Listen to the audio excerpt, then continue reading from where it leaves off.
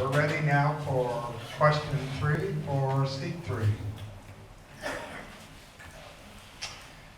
Flagler College is having an impact on the entire city through increased enrollment and building density and removal of property from tax rolls. How do you intend to balance this expansion with the interest of tax-paying residents?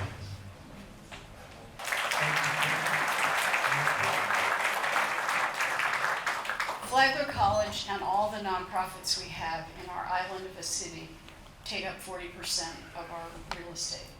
What that means is we have 40% that's not taxable. We all love being in a college town. It's a good thing, a wonderful thing.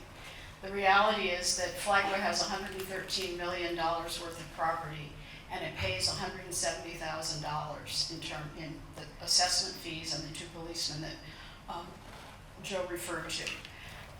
In many cities where you have a footprint like that, what is done is that a university will do payment in lieu of taxes.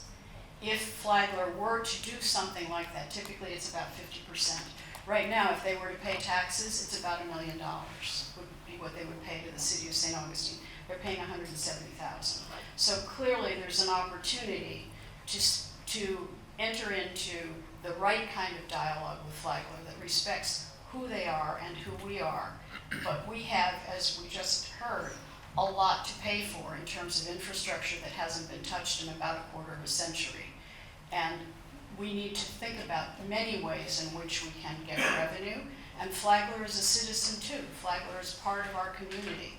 And paying their fair share is extremely important. In terms of the expansion, they own 41 properties, of which I think it's 7 or 8 are actually commercial at this point. In other words, they're paying full taxes. That potentially allows for an expansion of the 3 things they want to do: parking garage, dormitory, science building.